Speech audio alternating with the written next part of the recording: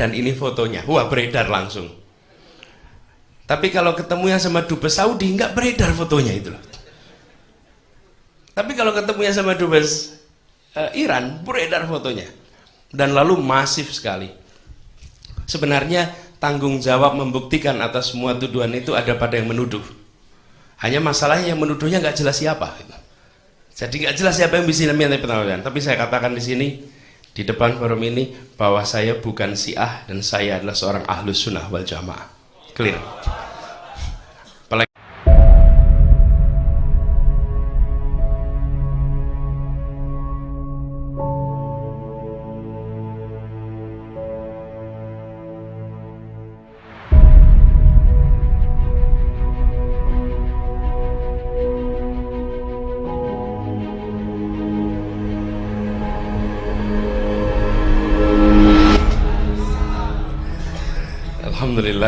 Alhamdulillahilladzi arsala rasulahu bil huda wa dinil haq liyudhhirahu ala dini kulli wa kafa billahi syahidah. Asyhadu an la ilaha illallah wa asyhadu anna Muhammadan abduhu wa rasuluh la nabiyya ba'dah. Yang saya hormati guru kita semua, Imam besar Bapak Muhammad Kiai Haji Muhammad Rizik Syihab. Yang saya hormati Wakil Ketua MPR RI Bapak Dr. Kiai Haji Hidayat Nur Wahid.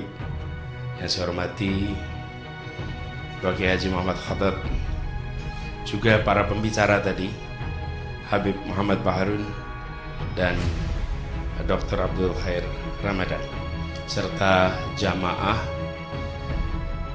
tadi disebutnya Universitas Terbuka Petamburan S2. Tapi tadi saya sampaikan sama Habib Rizik, saya bilang, Habib, ini diskusinya berat betul, Habib.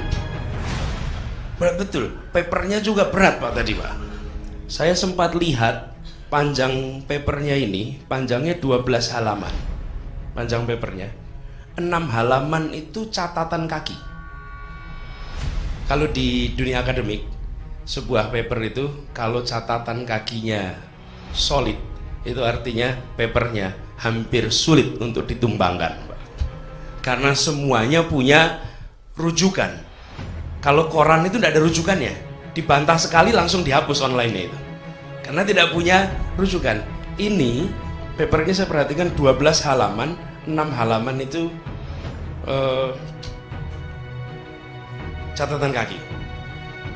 Beb, ini beberapa waktu yang lalu ada 2 orang ahli ilmu politik di Amerika Serikat, yang satu dari Harvard, yang satu dari Chicago, menulis tentang Zionisme.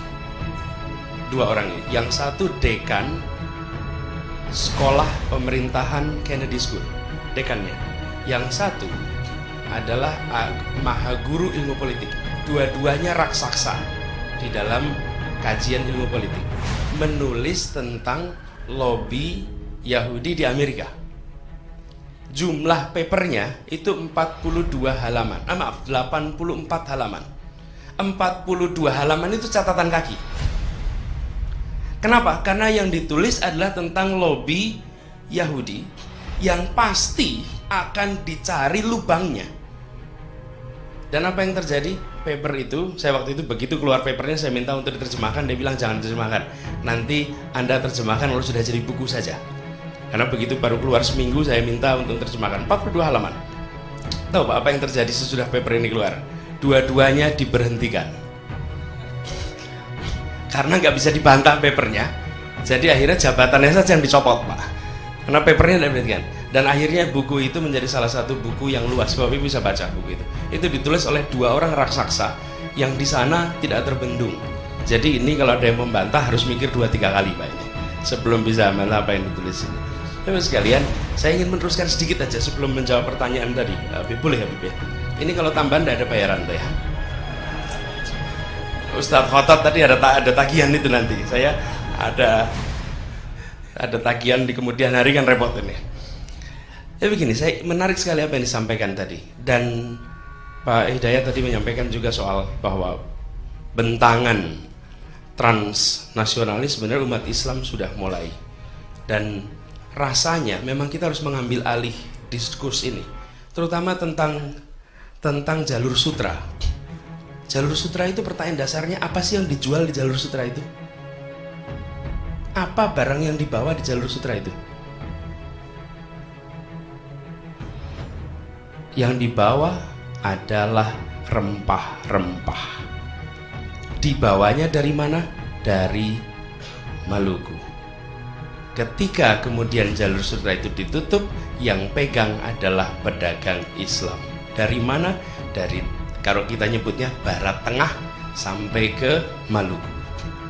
Karena itu istilah kan yang sekarang digunakan, kami kemarin mencoba menggunakan istilahnya jalur rempah. Dan jalur rempah hampir seluruh pedagangnya adalah pedagang Muslim. Ya, semuanya, dari bentangannya, dari Maluku di bawah Jazirah Arab di Oman sampai ke ujung di dekat Mesir. Ditutup di situ sama Utsman sehingga tidak bisa langsung naik ke atas. Ini bentangannya, dan menguasai perekonomian dunia. Sampai dengan abad 16, 60% GDP dunia itu adanya di Asia. Dan di mana? Di jalur rempah. Dan siapa yang menguasai? Yang menguasai adalah para saudagar-saudagar Muslim. Ini lewat. Jadi Pak, saya waktu itu Menteri Pendidikan, datang seorang Mayor Jenderal Purnawirawan mau mengadakan pameran jalur sutra. Lalu saya katakan, Pak Jenderal, ini saya ngomong terus terang ya Pak ya, saya tidak bersedia hadir, saya tidak bersedia membuka, dan saya usul pada Bapak jangan menyelenggarakan acara ini. Kenapa? Karena ini adalah soal cepat-cepatan klaim, kita kalah cepat. Bahwa rempah itu dibawanya dulu memang jalur sutra, tapi kemudian menggunakan jalur laut, jauh lebih murah, jauh lebih efisien, dan di sanalah yang namanya trans multinasional Muslim itu terjadi. Bentangannya kira-kira dari Maroko sampai Maluku. Itu bentangannya dahsyat. 60% GDP dunia di tangan mereka. Sesudah revolusi industri baru turun. Tapi sebelum revolusi industri, baca di semua catatan sejarah ekonomi dunia, pasti akan terlihat bahwa penguasaan itu adanya di wilayah ini. Nah, dan apa bahasa internasionalnya? Bahasa internasionalnya adalah bahasa Arab. Bahasa Arab itu bahasa internasional. Di lingua franca di semua titik menggunakan bahasa Arab. Ini menurut saya harus dikembalikan dalam catatan. Ini mengingatkan kembali. Apalagi dalam cerita ini sentralnya adalah Maluku dengan rempahnya. Kita menurut saya punya peran yang tidak kalah besar. Lalu yang kedua, soal trans itu. Jadi sempat diceritakan sedikit bagaimana kita dan dunia. Ada hal yang mungkin sering terlewatkan. Bapak-bapak, Ibu di sini pernah mendengar Diniyah Putri di Padang Panjang?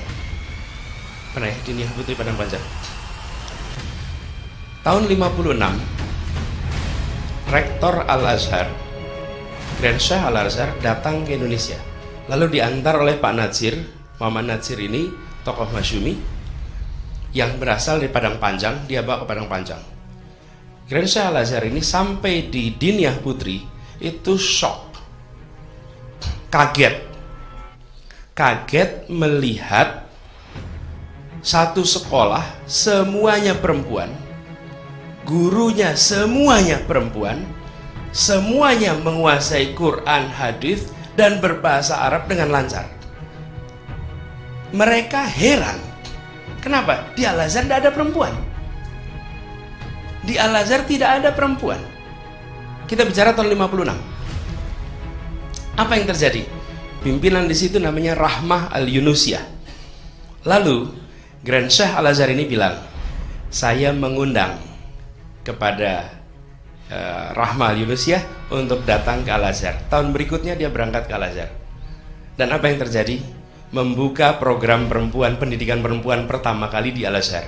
Setelah lebih dari 900 tahun di Al-Azhar tidak ada pendidikan untuk kaum perempuan. Yang membuka siapa? Yang membuka seorang Ahlus Sunnah wal Jamaah berasal dari Indonesia.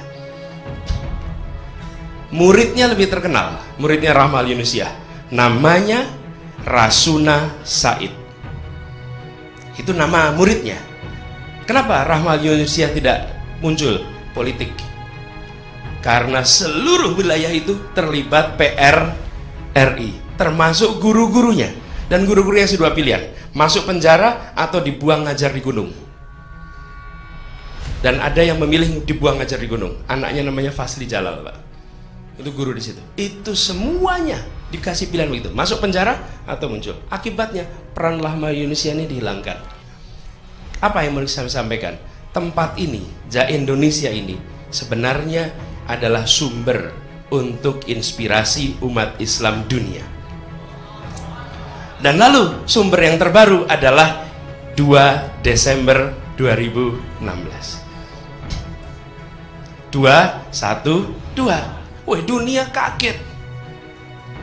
Dunia terkejut. Kok bisa 7,8 juta orang berkumpul? Marah loh ini. Kan lagi marah loh. Kok senyum gitu? Saya damai gitu. Nggak ninggalin kekerasan dan ninggalin sampah, nggak ada rumah terbakar. Bapak ibu sekalian, cari tempat lain di seluruh dunia. Jika ada kejadian seperti ini, yang baru ras saja, di Amerika saja ras itu berujung pada kekerasan. Di Eropa ras berujung pada kekerasan. Di Pakistan berujung pada kekerasan. Di Indonesia berujung pada apa? Zikir bersama 7,8 juta orang. Dan lalu tidak meninggalkan bekas, bersih semuanya. Bapak sekalian, dunia sedang terkaget-kaget. Mari kita bikin kaget dunia lebih sering dari Indonesia. Iya, betul dunia lagi kaget. Saya juga hari ini kan kaget, Pak. FPI perasaan ini gambarannya FPI kan lain, Pak. Sampai sini belajarnya berat betul FPI ini. Lah yang pada ngeritik FPI ngomongnya nggak seberat ini, Pak. Gitu. Di sini berat betul belajarnya. Jadi Bapak sekalian, ini satu peluang untuk kita kembalikan. Dan saya pribadi, nah ini saya meneruskan apa yang disampaikan. Saya pribadi, apa yang disampaikan oleh Ustadz Khotot tadi menarik sekali. Seringkali problem sering muncul kenapa? Kalah cepat dalam melakukan klaim. Kalah cepat dalam melakukan klaim. Terus sekalian, kalau duta besar bicara, duta besar Jepang bicara, dia pasti menyebut duta besar. Alhamdulillah kita memiliki alumni, sebut nama salah satunya Anies Baswedan. Oh, dia diklaim. Sama seperti kami dapat tamu namanya Dr. Hidayat Nur Wahid, pasang fotonya. Lagi apa? Diklaim. Karena itu umat Islam Indonesia sering-seringlah cepat-cepat mengklaim. Kalau ada umat Islam Indonesia muda baru pulang sekolah, cepat-cepat diklaim. Kenapa? Kalau nggak diklaim orang lain. Dan kalau diklaim orang lain, kita kecenderungannya mengikuti klaim orang lain. Seperti yang soal Syiah ini. Saya diisukan Syiah.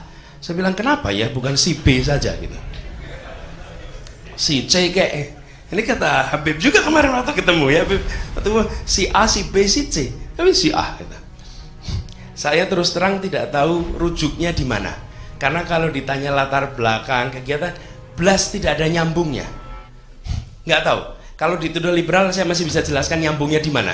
Kalau si A itu betul-betul saya tidak tahu di mana bisa disiah, kecuali lagi-lagi kunjungan duta besar Iran saya sebagai Menteri Pendidikan menerima kunjungan duta besar Iran, lalu kedutaan Iran melakukan press release dipasang bahwa habis mengunjungi Menteri Pendidikan dan ini fotonya, wah beredar langsung.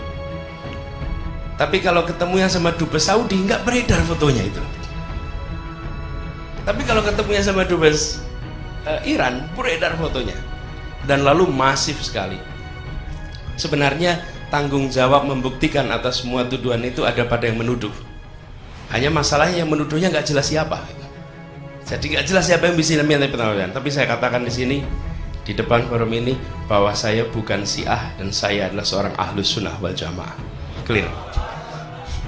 Apalagi tadi ceritakan itu Pak Hidayat cerita tadi, ada satu tambahan Pak Hidayat tentang peristiwa di Jogja yang akhirnya Pak Syafruddin membentuk pemerintahan darurat di PDRI di Bukit Tinggi. Pertanyaannya, siapa yang mengirimkan pesan kepada Syafruddin Prawira Negara untuk mendirikan PDRI? namanya adalah Abdurrahman Baswedan, Pak R. Baswedan, yang waktu itu berada di Jogja, yang waktu itu bersama-sama diputuskan bahwa lakukan di Safruddin yang sedang berada di Bukit Tinggi. Keluarga kami adalah keluarga dari dulu. Ini kami itu dulu orang tua kita pendiri PAI, Partai Arab Indonesia. Yang Partai Arab Indonesia itu mendeklarasikan satu, tanah airnya Indonesia, dan mengatakan tanah air Indonesia di tahun 34. Bapak-bapak ibu sekalian, orang Arab mengatakan tanah airnya Indonesia tahunnya 34. Apa sih, coba kita pikir, apa sih yang terjadi itu? Nekat. Tahun 34 nekat. Kenapa? Apakah Indonesia sudah ada? Belum. Kalau orang Jawa mengatakan saya Indonesia, ternyata Indonesia tidak terjadi, dia tetap Jawa. Orang Bugis mengatakan saya Indonesia, ternyata Indonesia tidak jadi, maka dia tetap Jawa. Lah ini orang Arab mengatakan saya Indonesia, barangnya belum ada. Kalau ternyata Indonesia tidak terjadi, mau ngaku Jawa nggak bisa, mau ngaku Arab dibilang ente sudah bilang Indonesia. Cari aja sana Indonesia di mana, nggak ada barangnya. Mereka itu menyatakan sumpah pada tanah air Indonesia sebelum Indonesianya ada. Tidak ada yang lain yang melakukan itu kecuali keturunan Arab di Indonesia. Tidak ada yang melakukan itu. Dan ini dilakukan siapa? Seluruh kelompok. Cikal bakalnya mana? Cikal bakalnya Jamiatul Khair. Saya sampaikan kemarin juga di Jamiatul Khair 115 tahun. Saya diundang hadir itu ketika saya masih Mendikbud, Beb. Itu saya katakan saya sudah bukan, tapi tetap diundang hadir. Saya sampaikan di sana bahwa ini cikal bakal pergerakan nasional. Dan Partai Arab Indonesia itu menyatakan tujuannya adalah merdeka. Apa yang terjadi? Begitu Indonesia merdeka, partainya membubarkan diri. Bapak-bapak ibu sekalian, cari di dunia mana ada sebuah partai membubarkan diri karena tujuan telah tercapai. Loh, tujuan tercapai kok. Tujuannya adalah Indonesia merdeka. Ya sudah, tujuan kita tercapai, halas, tutup. Membubarkan diri, bukan dibubarkan. Lalu mengatakan apa? Masing-masing kita silahkan kemana saja. Mayoritas ke Masyumi, ke Nahdlatul Ulama. Ada yang ke PNI, ada yang ke PSI. Bebas. Tapi tujuan selesai. Mengambil sikapnya non kooperatif. Gabungan sesudah itu dengan MIAI, Majelis Islam A'la Indonesia. Ini semua bagian, karena itu saya kadang-kadang sulit paham. Kok bisa saya disambungkan dengan Syiah gitu? Karena urusan ini semua nggak ada yang nyambung dari kegiatan lain, dari saya dan lain. Nah, itu satu. Terus yang kedua, pertanyaan yang kedua adalah Wahabi. Wah, ini lebih susah lagi saya. Gimana jelasinnya? Di satu sisi dibilang Wahabi, di satu sisi dibilang Syiah. Bukankah ini musuhan gitu? Kira-kira kalau orang jamaah bilang keke ini jelasinnya gitu. Kira-kira gimana kita jelasinnya ini gitu? Ini saya juga nggak bisa jelasinnya. Yang Wahabi ini piye nyambungnya? Jadi ini sudah langsung aja dijawab. Saya bukan Wahabi dan tidak ada penjelasan lain, titik, itu aja. Bukan. Ciri-ciri fisik juga tidak kelihatan lah, dari segala macam adanya.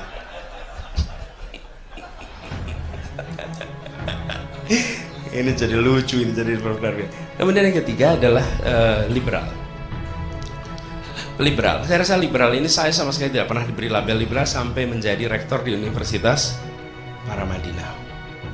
Dan ketika itu, seperti disampaikan Pak Hidayat tadi, Paramadina rektor sebelumnya adalah Bapak Sohibul Iman yang sekarang menjadi presiden di PKS.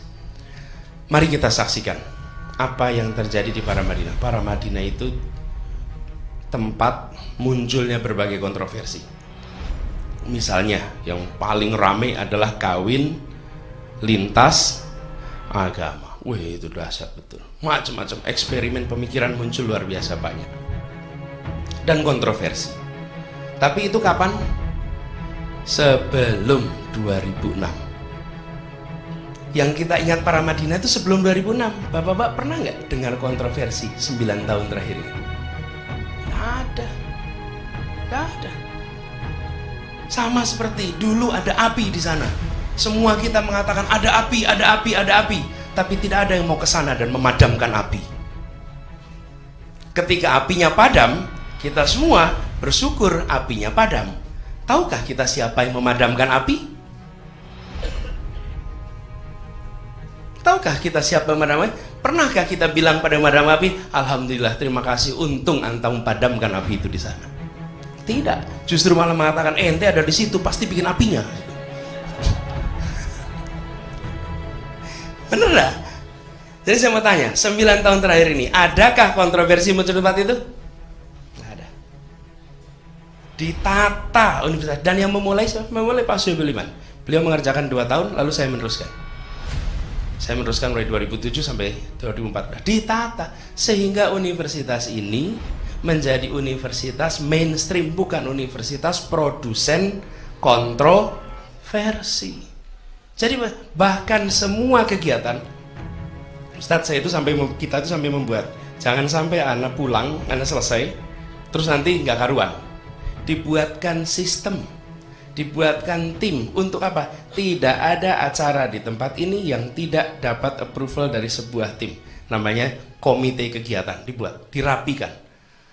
Wih, bendungan macam-macam mau masuk. Misalnya mau ada kerjasama mata kuliah tentang LGBT, mantap itu. Datang mengajak, dipikir para Madinah mau, kami bilang kami tidak mau, kami tidak bersedia. Dapat universitas-universitas lain dan disebarkan kabar bahwa para Madinah mengalami kemunduran. Universitas lain mau mengajarkan, para Madinah tidak mau mengajarkan. Terserah, dibilang mundur tidak apa-apa. Dan itu ya tentu saya kan tidak muncul di koran menyampaikan, saudara-saudara semua, alhamdulillah kami gagal, menggagalkan usaha mata kuliah LGBT. Tidak mungkin. Tidak kata itu, tapi itu kita rapikan. Ibu sekalian, ini semua dikerjakan. Saya selalu mengatakan, bekerja dalam sebuah perjuangan seringkali bekerja dalam kesunyian, bekerja tanpa hingar-bingar, jauh dari tepuk tangan. Tapi insya Allah kalau dijalani dengan ikhlas, ridhonya menemani perjalanan itu. Insya Allah. Jadi saya ini lagi bukan liberal. Kalau liberal mungkinkah PKS kira-kira mendukung, mengajukan saya sebagai calon? Kira-kira PKS loh ini. Nggak mungkin lah. Tapi justru saya kenal dengan Pak Hidayat sudah lama, sudah puluhan, lebih dari 10 tahun, 15 tahunan. Ketika itu saya masih kuliah, saya sudah kenal Pak Hidayat. Jadi kita, menurut saya kesempatan ini untuk tabayun menjelaskan, dan saya berharap Bapak Ibu semua berkenan untuk ikut me-counter. Kenapa? Ini musimnya musim pilkada. Jadi kalau musim pilkada itu salah satunya adalah kalau musim penghujan itu banyak air hujan. Kalau pilkada itu musimnya fitnah. Jadi saya fitnah Syiah, fitnah sini, ada fitnah terbaru lagi, kawin lagi. Nah yang ini sebagian ngangguk-ngangguk gitu. Kalau ibu-ibu langsung protes, kalau bapak-bapak bagian ente nggak berani gitu, bukan soal nggak berani gitu deh. Jadi saya katakan ini dapat fitnah baru lagi soal kawin lagi, tapi tidak itu semua. Jadi saya tegaskan melalui forum ini, saya berterima kasih Habib Rizik berkenan memberikan kesempatan silaturahmi dan sampaikan saya seorang ahlus sunnah wal jamaah, bukan Syiah, bukan liberal, dan bukan Wahabi. Dan insya Allah kita akan sama-sama perjuangkan. Saya kemarin sampaikan, kita ingin Jakarta kembali jadi rumah kita. Masa di Monas tidak boleh majelis tabligh? Itu salah satu program Mbak yang eksplisit. Begitu mulai langsung kita syukurannya di Monas nanti. Insya Allah. Mau korban di sekolah tidak bisa. Nah, terus kita ngajari anak korban di mana? Mau takbiran, orang Betawi tidak takbiran. Gimana jelasinnya coba? Saya bilang ini kita harus kembalikan semua, kembalikan bahwa jangan sampai kita merasa di tanah asing, tapi kita di tanah kita sendiri. Insya Allah ini sebagai ikhtiar. Dan yang ini ada batasan waktu, saya tidak bisa ngomong terlalu panjang lagi. Sudah ditengok-tengok. Tapi terakhir nih kalau Habib tadi sampaikan kalau ngetes itu 1, 3, 1, 3, 3. Kalau saya 3, 3 gitu. 3. Tapi gini, Bapak Ibu sekalian, kita semua sering sholat malam ya. Sholat malam ya. Insya Allah tahajud, tidak putus ya, insya Allah. Calon di Jakarta ada 3. Nomor 1, bagus. Nomor 2, sudah tahu. Nomor 3, Anies. Jadi kalau Bapak Ibu sholat malam, selesai sholat malam itu witir. Betul tuh witir. Jangan ketawa dulu witir. Witir. Nah, witir itu 1 rakaat boleh tidak? Boleh. 2 rakaat? Nah, diingat-ingat itu ya. Witir itu tidak boleh 2 rakaat. Kalau 3 rakaat boleh nggak? Boleh. Afdol mana? 1 sama 3? Nah, udah itu diingat-ingat aja.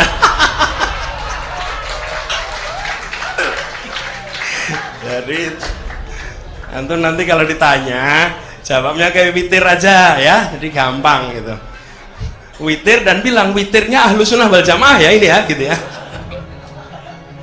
Baik Bapak sekalian, sekali lagi terima kasih kesempatan silaturahminya. Insya Allah silaturahmi ini kita berjalan terus.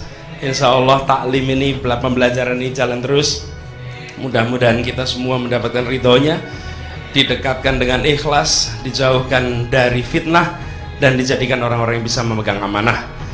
Billahi taufiq wal hidayah. Assalamualaikum warahmatullahi wabarakatuh.